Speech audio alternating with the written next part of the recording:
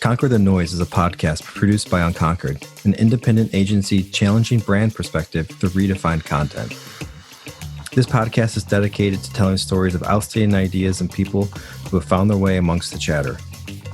Hi everyone, it's me again, Jonathan Hansen, your host of Conquer the Noise. More than 1 billion toothpaste tubes end up in landfills every year. That's 50 Empire State Buildings. So when Lindsay Mccormack started to search for a sustainable alternative, that's when she learned about all the questionable ingredients that are in commercial toothpaste. So she decided to make her own, and that's when Bite was founded. Today we talk with Lindsay about her early days working as a producer and honing in her formula to her appearance on Shark Tank. Over the course of the conversation, we'll talk about their first viral video, scaling her business, and starting a business with little to no capital, and how sustainable brands need to be more than just sustainable. Lindsay, thank you so much for joining us. Welcome to the show. All right, thank you, Lindsay, so much for joining us today. Really appreciate it. Where are you calling from? Thanks for having me, Jonathan. I'm coming in from Marina del Rey, California. That's such a beautiful area. Did you grow up there? I grew up in DC, but as soon as I graduated college, I came out west and I haven't come back. Yeah, I can understand why. It's the lifestyle. Everything is just so beautiful. And is that part of what got you into fall in love, I guess, with nature and the earth and make sure you want to preserve it? So I've always been super passionate about the planet. Actually, when I was younger, when I was like 6 or 7, I had gone vegetarian, and my parents are like not vegetarian or anything, but I was just like, I don't want to hurt the animals. And so I think like just from an early age, I kind of really, the connection really resonated with me. And then ever since then, it's just been my college, thesis, my college, persuasion paper was on deforestation of the rainforest and the importance of biomass, like all different, it's just something that has been important to me for so long. So being able to work in the sustainable space has just been an actual dream come true. Mm-hmm. So you, after college, you went out to California and you started working as a producer. Is that right?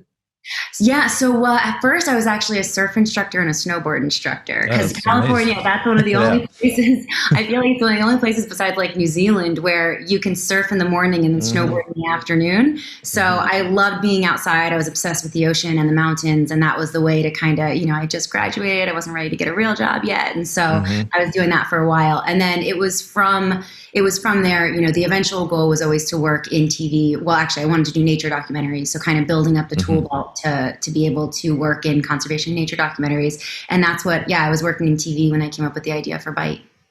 And so you started out as a producer, or did you sort of go into that role? I'm curious. I'm always curious about the producer's journey. Yeah. So this was like humble beginnings. So I was 29 years old. I had spent, my time out of college as a surf and snowboard instructor, and I wanted to work in TV. So I ended up taking an assistant job to 2 heads of a production company. I was making like $600 a week. My coworkers who were also assistants were like 22 years old, had just gone out of college. Like my friends were like starting to first like break their first, like I've made $100,000 this year. And here I was like, I think I can finally afford health insurance, but I loved it. And I knew, to work in TV and to do what I wanted to do, I needed to start from the bottom. So I took that job and I worked my butt off. So I started as an executive assistant, then got promoted to a production coordinator, associate producer. And then once that happened, you kind of have your foot in the door and it's making those connections. And that's when I went up. And then, it's definitely hard to get your foot in the door. And the reason why I'm sort of going down this path is I think it's the producer mindset, and maybe you can explain to listeners at home who aren't familiar what the role is, but it's one of problem solving, constant shifting, appeasing a lot of different personalities and people, and also managing money. It's not an easy role. It's not for everyone. How would you sort of describe this to your average person? Man, you know the role very well. So, that's what it is. And one of the things that I've realized now running my own company, how incredibly helpful being a producer was. Because, when you're a TV producer, especially for me, I was in non-scripted, which meant, reality TV, but also reality, and also things like House Hunters and everything. So you basically have a set amount of money, you have a set amount of time, and you need to deliver your episode. And it's going to air. It needs to make the time. You cannot miss any deadlines. You cannot, go over budget. You cannot and if you do, you don't have a job.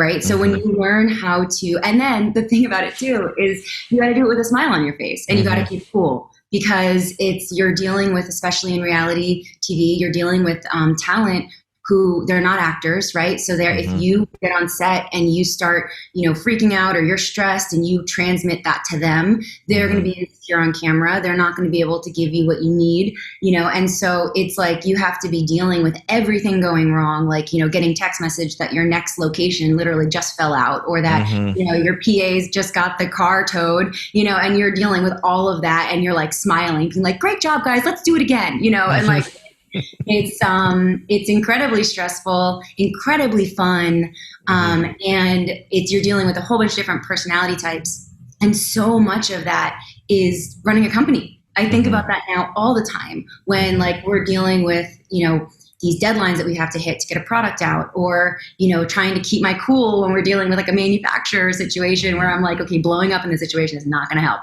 And so it's like all these different things, they really, being able to produce a TV show is very, very helpful in learning how to make a company, So I never thought I'd be in entrepreneurship. I actually didn't have any interest in having my own company. Bite started as like a side project. I was traveling for work with my TV job, and it was me and like the crew were always traveling carry-on only. So you always have to throw out those toothpaste tubes, little travel toothpaste tubes. And that was kind of the beginning of being like, wait a minute, there's got to be a different type of toothpaste that I can just throw in my carry-on and not worry about, and like not, throw out. And so that was kind of the beginning. And then it took off after that.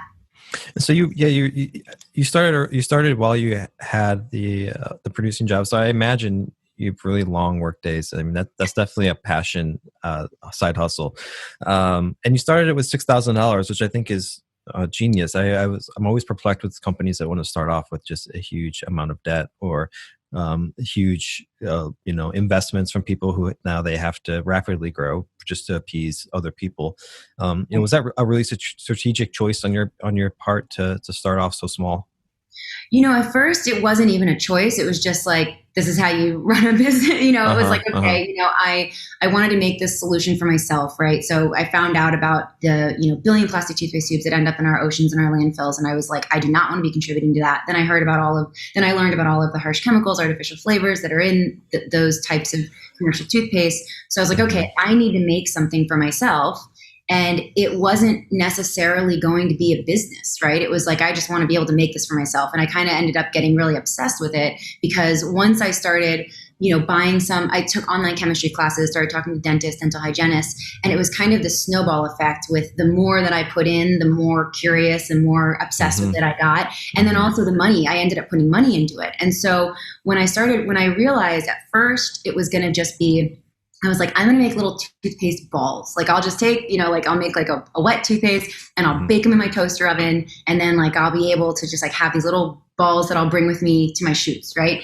And I set my toaster oven on fire, and I was like, okay, you can't bake coconut oil for a long amount of time. That thing will blow up. So I was like, okay, this is not working. And so then I was like, I'm going to have to buy a tableting machine. Right. And that means I'm going to have to learn the tablet machine was $1,000, which was like insane to me at the time. I was like, oh my God, I can't believe I'm spending this kind of money on a hobby. But I kind of saw it. I was like, I'm getting a lot of satisfaction out of this. It's something that I'm, curious about. I'll invest in it the same way that I would invest in like, Krav Maga classes or like some sort of art class, just see it as like a hobby investment. So, but then once I bought it, I was like, okay, maybe I will put this online and sell it. So that was the beginning of, I made a Shopify site with like with iPhone photos, and started selling it just to the zero waste community and the vegan community, because most commercial toothpaste is tested on animals and it's made with plastic. So that was kind of, the beginning of how that all happened, and like the path that eventually it was just like, so back to the question of the $6,000, it was like, there's no way, I think, if I would have even thought to go to investors at the time, they would have laughed me out the door, because I'm like someone with zero business experience, trying to say that I'm going to change the habits of people who have been brushing their teeth twice a day, every day since you're 3 years old. They would have been like, get out of here. Like, how did we even give you a meeting? So I think, for me, it was like not even an option at the beginning. And then once the company picked up, we ended up having a video go viral on Facebook. Then it was like investors were knocking at the door, right? And so then I was like, oh, it's like a proven success, like they see it. We're automatically profitable. And so then it was like, it was kind of, it started being like, I started being like, man, would taking the investment be something? And then I thought about like, the way that I want to grow this company and how I want to do it is I want to always be able to put the planet first. And I want to always be able to put, our mission first. And as soon as you take someone else's money, you are now indebted to them and their priorities. And even if you have like the best, VC in the world who really does want to change the world and really does want to do all these things, they're indebted to their LPs, right? It's like a tree. And so if you, I've made some really crazy choices with Bite where we crushed our margins at one point, and we've done these things. We ended up in an out of stock situation because I changed our ingredients, and like I've done a lot of things that I was rewarded for in the end. But if I would have had investors nipping at my heels, I would have been maybe talked out of doing that, or in a fight with your investors, which is like the worst situation. So it was just. It didn't make sense for me, and it still doesn't make sense for us. And I think that there's something to be said about being able to, now, especially if anybody can start a business with an iPhone and a Shopify account, I love that, or whatever you want. And it's like, just if you can, just use your own savings. You'll think in the end. So, I mean, have you thought about? Are there plans to go certified B Corp? As I know, there are provisions within that structure of being. Oh, we are. Oh, you are so B Corp. Okay, yeah, fantastic. So there's two different things. So we already converted to a public benefit corporation. Yeah. So that's something where it's like you amend your, charter of your company, and then you have a public benefit. That's something that you can literally do overnight. You can say, this is the mission. I'm going to change my charter, or I'm going to, that's what it's going to be. So we are already a public benefit corporation. We are in the process of being certified B Corp. And so that is a certification process by B Lab. They're actually backed up, which is amazing. I'm not surprised though. Many people want to do it. So we submitted for it. Oh my gosh, I think we submitted for it in like November, and we're still in the queue. So hopefully. Well, congrats. That's just getting that application done. I know is a lot of work. So congrats on going through the process. I think it's a great exercise. Even if it doesn't get approved first time for anyone, I think it's just a great exercise in doing an internal audit of the business and seeing where there's holes. It's a great way to do just kind of like almost a non-biased internal audit of yourself in some ways.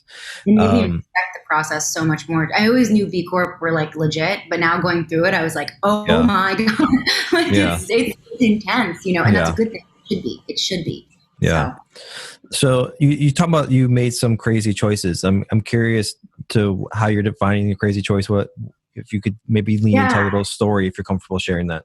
For sure. So, one of the first things was when we first went viral, and we were looking for a manufacturer. So, because at that point I was making this in my apartment, and then all of a sudden I needed to be making it, hundreds of thousands of bottles, right? So, we ended up first it was so hard to find a manufacturer to work with us, because not only did we have these ingredients that had never been done before, because people really don't make tablets, and especially not in the US, but then it was, they had to work with glass and aluminum. And that is not something that these tablet manufacturers are used to working with at all. Like they're all set up to be able to just throw these thousands of plastic bottles in a tumbler. And instead you have to put each bottle by hand on this scrambling platform.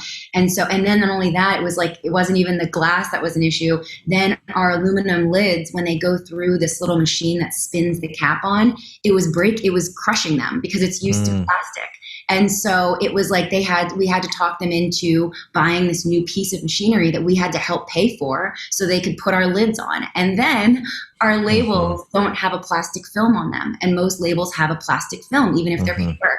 And because we didn't have that plastic film, they would rip. So then now we have a really high scrap, thing. And so we had to figure out what that was. Because you don't want a high scrap thing. That's wasteful, like a high scrap it's wasteful. And then B, it like really jams up production. So like those are the kind of things that I feel like, those were the place where if I was going to be pressured at one point and there was somebody else's money that was on the line, and they would be like, if you just did plastic lids, this problem would be solved. And and it was just like, no, that's not the point. It's not about like, there's no plastic ever. We don't do that. And so then going palm oil free, we originally had an EcoCert palm oil in our product, in our surfactant, which is a foaming agent.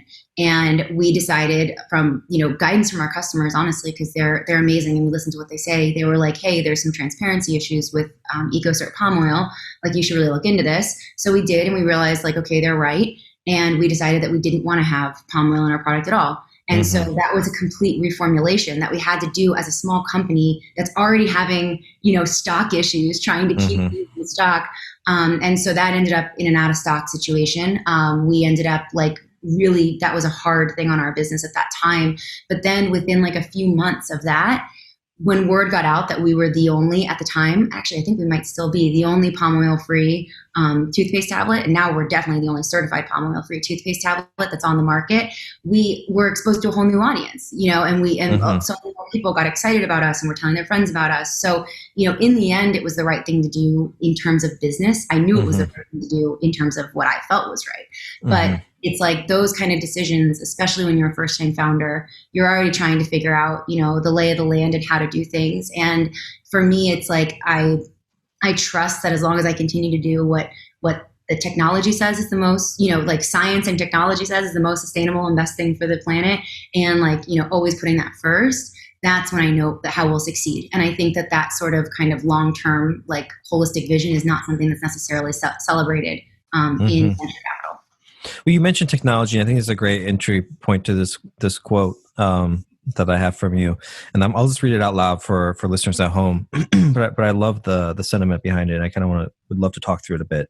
And it says, "We are constantly trying to figure out how to be more sustainable. True sustainability is a moving goalpost. We're always auditing new processes and asking, what is the new technology out there?"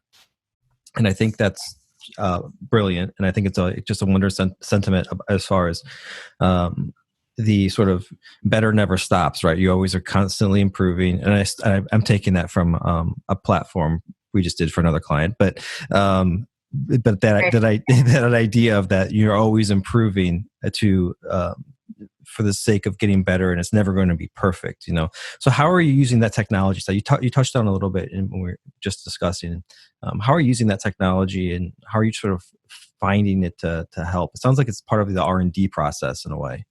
Yeah. So we take that just incredibly seriously. That's my job. That's something that is definitely, in addition to running the company, I am constantly looking for the newest thing that we can find. And I'm constantly trying to figure out, how do I network? Who do I talk to? Who knows these things? How can we be the first to get this kind of stuff? Because I think it's just so incredibly important. And these types of solutions will only succeed if brands put their money behind it.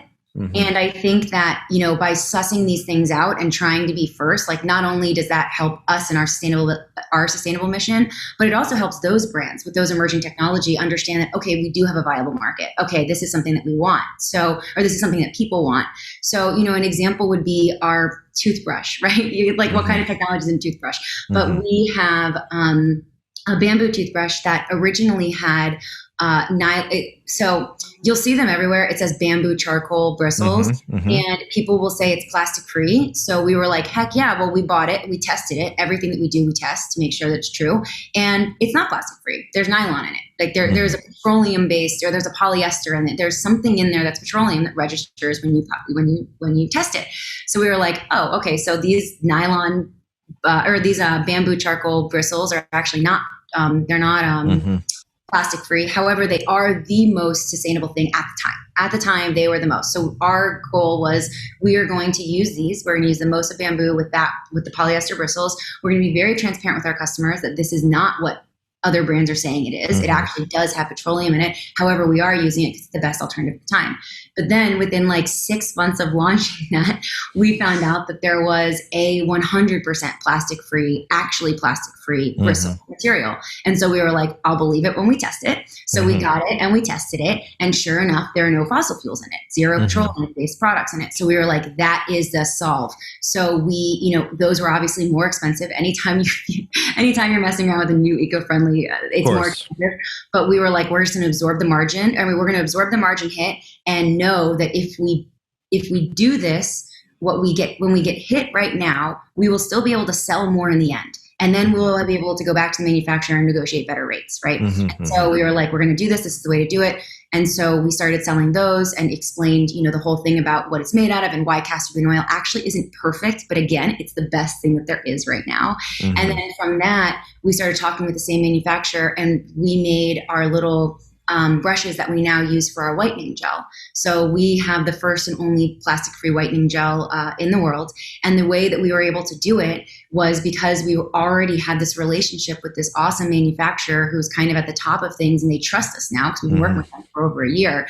And we were like, will you make this product for us? Like, it's this little applicator brush with the bamboo or with the castor bean oil bristles. And they did. So it was like, it's from, you know, and we were one of their first customers with their castor bean oil stuff because it was really expensive at the time. And now we're getting volumes where it makes more sense, because when you're selling a toothbrush, it really can't be more than, you know, how I think ours is like $5 or $6, depending if it's on subscription. And it's like, that sucked because it was actually pretty expensive to buy those things, you know, but now it's like we sell more, it's cheaper. And those are the things that we're kind of always looking for. Yeah, it's kind of an investment and see the return. It's return down the road, right? So I read also that you'd like to keep a journal by the bathroom sink, so as you're brushing your teeth, you can jot down on ideas, and I think that's a great idea and fascinating part of the R&D process. Are there any ideas that if I go to your website right now and I look through your product offerings and or improvements on the original version of the product, that I will see from this process of sort of jotting down the experience while you're in the bathroom every morning brushing your teeth? So many. If you had some of our first versions of our tablets, we've had customers that have been with us since the beginning, since 2018, and they will write in being like, this version is the best one yet. You know, like we're constantly trying to make this better. You know, it's like how to make it foamier but not too foamy, and how do we do, you know, I'm constantly taking notes, and I also switch it up. You know, it's funny because of course I use Bite.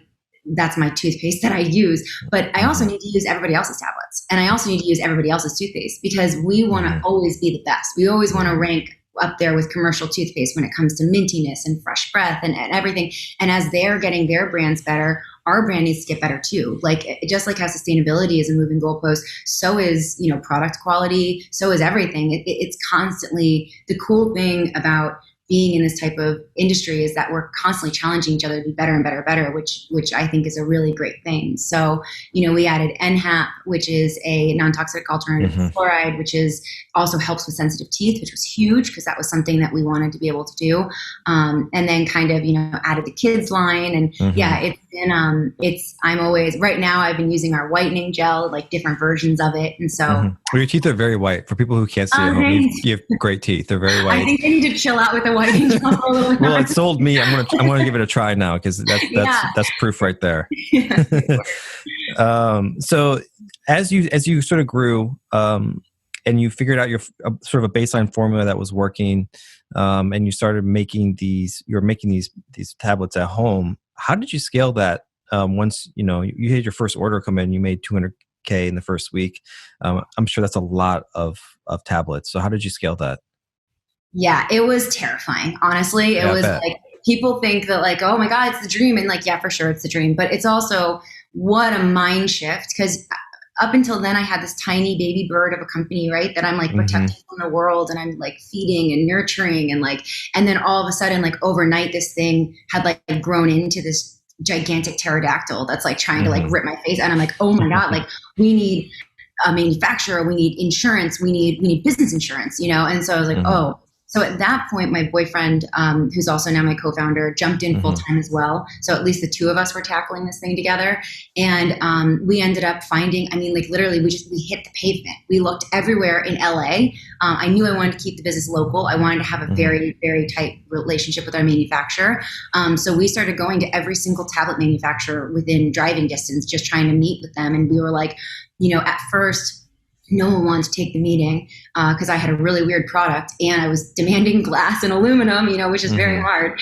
But then eventually it was like, we were like, we have all of this, like, we will give you like a lot of money, like take our money and make our tablet, And so then that was kind of the beginning of that. And so I would say, for anybody who's trying to build your own business, like, there's going to be so many no's, even in the best case scenario, so many no's, but all you need is that one person to say like, okay, yeah, we'll give it a shot. And then it's like, okay, let's just nurture the heck out of this relationship and make this work because this is our only chance. And we need to make this work. So that's when the producer comes in too, when you're like a producer and you're like, I need to talk this homeowner into letting me film in their front yard. You're like, how am I going to do that? Yeah, and do it for free. Exactly. Yeah. Like, how am I going to? So, and that's that was basically it. It was like, how do I produce this situation? How do I do this? So. Yeah, so we touched on it a little bit, and I kind of skipped ahead, but I would love to go back. You're talking a little about innovation and how you're sort of investing in products and just the process there. But I'd love to, if you're comfortable, talking through a little bit of the brand strategy a bit. The whole market is now really growing as far as eco-friendly products. At some point, it's going to be hard to differentiate, right, between toothpaste brands. Not in that it's not necessarily what's inside them per se, but maybe as far as the packaging or the green aspect of it. So how are you? And you're obviously very smart and are aware of this. So I'm curious to how you're, visioning the future for the brand and what you're putting in place for that. Yeah, I love it. I mean, I think we're in best case scenario for the planet. Like, honestly, in the end, like, that's why we started this company. And the better brands that come out, the better it's going to force us to be. It's the better it's going to force everyone to be. We're going to have to be more sustainable. We're going to have to be a better product. We're going to have to be, it will ultimately be like, this is best case scenario, right? To actually get these real innovative solutions out. And so for us, I mean, it means that you have to be better. Like, it's funny that you were talking about your motto, the better one, like ours is better, faster. Better never stop. Yeah. Better never stops. And ours is better, faster. So get better, faster. So like, not only do we need to be faster than anybody else, we need to be better than anybody else. And we need to continue to get better, faster than anybody else. So I mean, that's the way that we see it. We're in a race, and it's a fun race, and it's a really important race. And it's, I love being able to be in this position where we can make products that are inspiring other brands to do it. Like, we had one of the biggest toothpaste companies just released a toothpaste tablet, and they literally called them bite-sized toothpaste bits. And I was like, they are watching us, like the big guys, the biggest of the big. 100%. And we are dictating some of the things that they are doing. We are a small team operating out of a living room in Marina Del Rey. And it's like the fact that like, we started with $6,000 in the bank, and the fact that that's happening and we're doing that, not only it shows that we're kind of blazing a trail, but it also shows to them that there is a market for this. And it's like, for us as a small business, we can do a lot, but we can't do it all. And when real change starts to kind of ricochet or domino across the world, which is actually what we really need, we have to get those big brands doing this. Like, they are doing the most damage. Their products are doing the most damage. But if we can get them, like, I am never going to be as big as them. I don't want to be as big as them. But if I can get them to change their ways and to start doing things that we're doing, I don't have to be as big as them to actually have the change that we really need. And I have confidence with like our business and my team to continue to put out innovative products, to continue to be the leader in the space, and to continue to take the risks that they might not, so we can just keep on being at the front of that. So I think that's kind of the way that we see it playing out. And it's not about, I think, resting on sustainability. Sustainability has to be a fundamental part of your business. But when it comes to interacting with your customers, you have to have the best product. You can't just say that you're like, I'm sustainable and that's why you should buy me. That's not good enough anymore. And so it's like, I'm the best product. I'm the best looking product. I'm an effective product. I'm, best for the planet product. And so those are the things that we're constantly keeping in mind. Yeah, I first discovered your brand actually from Shark Tank, and I remember seeing that and being like, "Well, that's actually really really smart." So how did that play? So you had your video. I'm sure Shark Tank helped a lot of the exposure as well. Yeah. And so we had that first video go viral, and then once that happened, it was like, Business Insider made a video. We were like, what? 22 inventions that are saving the world or something. We had all these different videos go out, and then Shark Tank casting reached out and they were like, hey, would you guys want to be, do you want to audition for the show? And they're very, very, they're very upfront with, just because they reach out to you does not mean you have any better or worse chance of being on it. But at that time, Bite was literally like, I didn't have a manufacturer in place yet. At that point, I was like, this just happened. So we were like, we need to wait a year, or like when they're casting next, and then we'll reopen the conversation. So then we did the next time and ended up auditioning. And it was actually like, I would say to anybody with a business, even just pretending that you're about to be on Shark Tank is probably one of the most helpful things. Like what it did for us is, being like, oh, I need to stand up in front of the whole country and talk about, and the sharks who are going to rip you to shreds, and talk about why my business, matters, why I will be successful, why I'm doing what I'm doing, and, why they should give me money. It was an incredible practice of what do we stand for? What's our business in bites, right? Because like I already knew it, right? Like I already knew these things, but I didn't know how to make it a soundbite. And so it's funny because that's my background. You'd think that I would be like one of the first things I did, but I didn't. And so it was a really good practice. And then we went on there. We didn't need the money. We needed a partner. Like that was I was like, these guys, like it's not just TV. They are all legitimate investors. Oh yeah, 100%. And so we were like, we know our numbers. We know what we'll compromise to, but we're not going to go over that. And we unfortunately couldn't get to where we wanted to be, but I mean, it was an amazing experience. Yeah. And so you've had a lot of like public attention a bit that's I think really helped the brand grow, and it's all really around content. And I'm curious to how that funnels into getting people to sort of switch a habit in a way, right? We touched on it earlier where people have been using regular toothpaste for their entire lives. So are you developing content around helping them make that switch? I'm curious to how you help that comfort level. Yeah. I mean, content is it's so important. I see content next to product when it comes to how important it is to our business. Being able to, and that's one of the reasons, quite frankly, we haven't gone to retail yet. Right? Because how do you tell the story? How do you tell the story of Bite on a retail shelf? And it's a weird product, right? So if we didn't have really good content, if we didn't have good storytelling, if we didn't have great visuals and videos to explain why these choices matter, it really comes down to, it's a toothpaste tablet in glass, and that's weird, right? And so it's like, you have to get people to understand, like, here's the problem, this is why we're the solution, and here are all the other things. And so for me, coming again from my TV background, like I think that content and at one point, I mean, I still want to eventually work in documentaries, right? Because I think that media changes the world. It's literally helping create the world. And so I think that, using narrative and using content, whether it's just pretty stuff that makes people want to be part of it, or it's real storytelling that hits deep, I think both of those things need to be leveraged in really, really precise ways to build a mission-driven brand. Yeah, I love the branded content aspect of advertising, marketing from brands, and that it's not necessarily an advertisement for the product, but I think it can really reveal, as you're pointing out, and tell the story of brand values and what they care about, and the kind of the why behind the brand in many ways, but without necessarily like an advertising spin. And that's stuff I love personally working on when we get to work with brands and help tell their story. I think those are always sort of the most fun. And also, it sort of answers that desire and love to create and make work that's impactful and has a larger purpose outside of just selling something. So there's a little sort of Easter egg on your label in a way. So you have the word bite on there.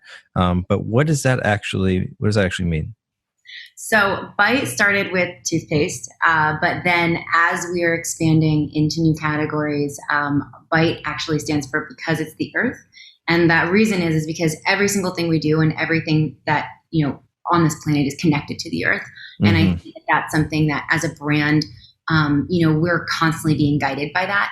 And so that's Bite is because it's the earth. And how is that going to work its way in more into I think product development or brand strategies? Is that going to be sort of, I think, a platform for you as the brand grows? Yeah. So, starting in 2018, we had toothpaste tablets, and we expanded. Now we have like an entire oral care suite. We have the mouthwash, toothbrushes, floss, whitening gel, holy cow, a lot. And, as we go, I think that there's so much to innovate. Anything in the bathroom that's part of our daily routines, that's creating waste for the planet, that's, not made with the ingredients that we'd want to be actually putting in our bodies and our ecosystems every single day, I think is fair game. And I think it's our kind of responsibility as a company, especially as we grow and we have more money for R&D and we have more, leverage with our customers and what they see us allowed to get into, what they allow us to get into. I think that we'll continue to expand our product offering and go into new categories. Yeah, and so we're getting a little bit on time here, close on time, and I would love to just wrap up a bit and just maybe have you think through some advice. I always have every guest sort of talk through what kind of advice they'd give their younger self. And now that you're several years into this business, what would you have given advice to yourself when you were still just making your own tablets on your couch?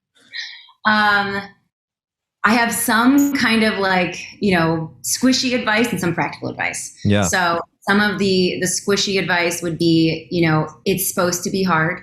If it was easy, everyone would do it. So the fact that you don't feel like you know what you're doing is actually a gigantic signifier that you are on the right path. Because if you did know what you were doing, or if you were on a path that was established by somebody else, you're not creating something new and you're not doing it. Just get used to the feeling of uncomfortable terrain, and know that it should be hard and you should feel like you're taking a step backwards to get, 2 steps forward, and it's all part of the process. So that would be the first thing that I would say. And then practical advice would be, take the guts of your company very seriously from the very beginning. Even if you're starting something new, get your trademarks in line, get your corporate docs in line. Cheap lawyers are never cheap. They always end up being expensive in the end. So get the best lawyer you can afford. And, those are the kind of things, I'll say, I can't get too into it, but I filed my trademark for Bite in 2017.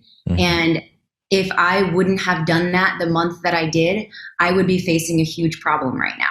And so there is no BS, get your stuff done. And in 2017, this was a hobby. This was not it. I thought it was just insane that I would do that. But my mom is actually an entrepreneurship teacher. And she was like, if you could just do one thing for me, Lindsay, get your trademark. And I was like, okay, Mom. And then I actually did it. And I was like, oh my God, Mom, I owe you so much. So it's take that seriously. And, definitely, and the way that you do it, you have to watch YouTube videos on it. It's hard. It is hard. It's complicated. It is hard. It's super complicated. And that's okay. It's supposed to be. If it was, again, this is the way these things are. But, definitely take the legal, set up part of your business very seriously. And then, know that it's supposed to be a challenge. And that's the fun of it. Well, I think that's great advice, especially getting the business docs, and if you have a co-founder, getting the worst case scenario agreements taken care of and establishing the boundaries there. I think that's fantastic advice, and a lot of things people overlook. But Lindsay, thank you so much. I know you're busy, so we're going to let you go. Really appreciate the time and talking us through your story, and I'm sure it will provide a lot of inspiration and help for other young entrepreneurs. Thanks so much for having me, Jonathan. This was really fun. Of course. Thank you all for listening to my conversation with Lindsay. If you haven't already, please head over to the Apple Podcast app and leave a review. Reviews are the best way for us to grow our audience and help spread the word on how to create a more sustainable and purposeful lifestyle. See you all next week.